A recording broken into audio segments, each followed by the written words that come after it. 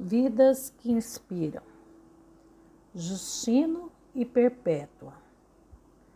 O término da perseguição na Ásia Menor, depois da morte de Policarpo, não se aplicou a todo o Império Romano. A perseguição continuou em outras partes e durante os primeiros anos do terceiro século, ela tornou-se difundida e bem coordenada, especialmente ao norte da África, onde Perpétua e sua escrava Felicitas foram executadas. Antes deste período de intensa perseguição, no entanto, houve casos isolados que tiveram grande divulgação. Um deles em Roma, apenas uma década depois da morte de Policarpo. Desta vez foi Justino, que desde a sua morte tem sido mencionado como Justino Mártir.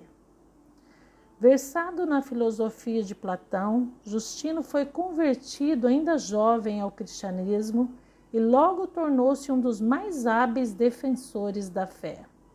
Ele era um escritor de recursos que apresentou o cristianismo aos seus leitores pagãos com inteligência e denunciou abertamente a perseguição de seus companheiros de fé. Ele ensinava em Roma aos crentes e interessados nas casas particulares, e foi este crime mais de qualquer outro ao que tudo indica que o levou ao martírio. Depois de um julgamento, foi pronunciada a pena de morte pelo juiz, e Justino, juntamente com outros 5 homens e uma mulher, foi decapitado. Sob o imperador Sétimo Severo, décadas mais tarde, ocorreu a primeira perseguição intensa e geral dos cristãos.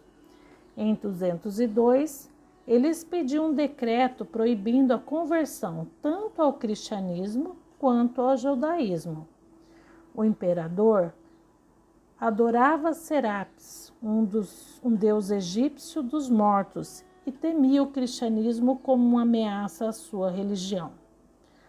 Apesar de o edito dirigir-se principalmente aos possíveis convertidos, suas consequências foram sentidas tanto pelos novos crentes como pelos líderes amadurecidos da igreja. A perseguição do imperador foi mais amargamente sentida em Cartago. Nessa grande cidade romana do norte da África, o crescimento do cristianismo estava alarmando as autoridades e o decreto do imperador se estendia a todos que ensinassem ou fizessem convertidos. Entre os cristãos de Cartago, achava-se Saturo, um diácono que dava aulas de catecismos para um grupo de convertidos. Víbia Perpétua, mulher de 22 anos, mãe de uma criança pequena, e sua escrava pessoal Felicitas, que estava grávida de 8 meses, haviam se juntado à classe e estavam entre as pessoas atingidas pelo édito do imperador. Nada se sabe do marido de Perpétua, mas os historiadores especulam que ele estava morto ou abandonara devido à sua fé recém-adquirida. Os outros condenados a morrer foram Saturo, seu professor, e 3 outros homens. O sofrimento pessoal de Perpétua foi preservado num documento do terceiro século, A Paixão de Perpétua e Felicitas, o qual se acredita ter sido baseado em diários e registros de Perpétua e Saturo. Certas partes da história podem pertencer à lenda, mas comparado com a maioria das biografias de santos martirizados durante o terceiro século, o relato contém inúmeros toques humanos convincentes.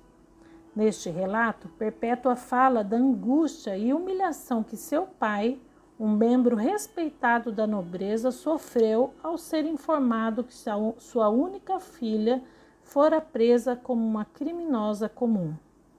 Ele imediatamente procurou-a e suplicou-lhe que abandonasse essa nova fé que estivera aprendendo.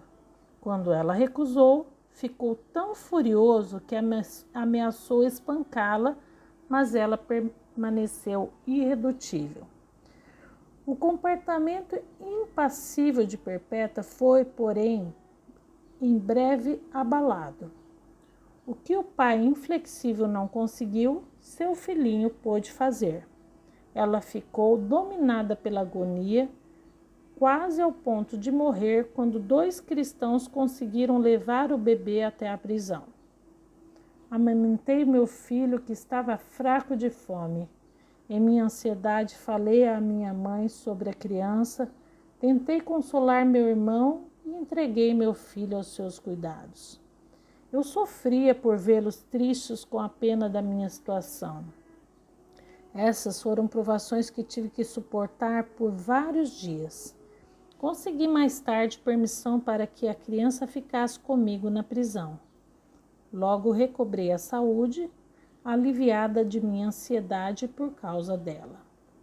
Quando se aproximava a data de sua execução, a crise familiar tornou-se mais aguda. Seu pai visitou a prisão e novamente suplicou-lhe que pusesse as considerações da família acima da sua fé. Não nos afaste inteiramente, porque nenhum de nós jamais levantará a cabeça outra vez se algo lhe acontecer. Mas a jovem e estoica mulher não se curvou. No cadafalso será feito o que Deus quiser, pois sei que não fomos colocados em nosso próprio poder, mas no de Deus. No dia seguinte, quando o pai ouviu que ela seria lançada à arena com feras selvagens, ele procurou salvá-la. Embora fosse um ato heróico de compaixão, as autoridades deram ordens para que o velho fosse açoitado. A cena tornou-se patética. Eu sofri pela situação de meu pai, escreveu Perpétua, como se eu mesma tivesse sido golpeada. Uma vez terminado o julgamento, o destino dos prisioneiros se achava selado e os dias anteriores à execução foram passados em meditações pessoais, mais interessados na sua dignidade e sua lealdade em Cristo, segundo Wright, do que no sofrimento à sua frente. Eles se reuniram para orar, compartilharam sua última refeição, sua festa de amor ágape, e deram testemunho de sua fé à multidão do lado de fora. No dia da execução, os prisioneiros foram levados à arena onde, segundo o costume romano, os homens eram levados primeiro para a tortura, para divertir a multidão antes de serem executados. Saturo parou no portão para a última palavra de testemunho a Pudens, o governador da prisão, que mais tarde aceitou Jesus e acabou também martirizado.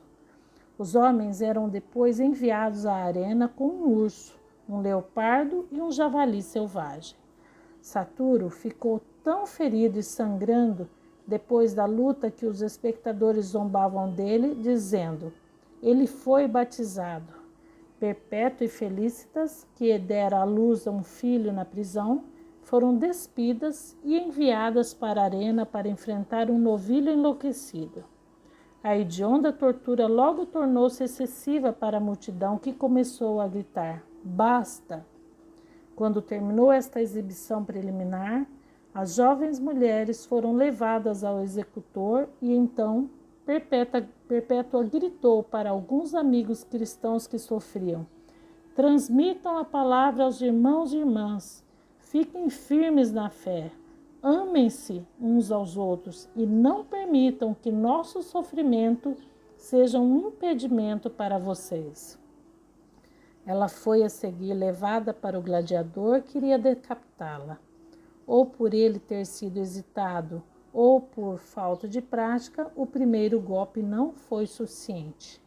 Perpétua deu um grito de agonia e, tomando a mão trêmula do gladiador, dirigiu a espada contra sua própria garganta e tudo acabou.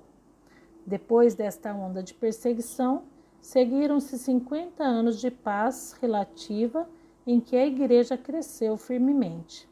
Muitas pessoas que talvez jamais tivessem tido oportunidade de passar pela nova prova de fé, suportada por Perpétua e seus companheiros, foram, mesmo assim, atraídos pelo exemplo dado por eles para uma fé que demonstrava tanta serenidade e coragem.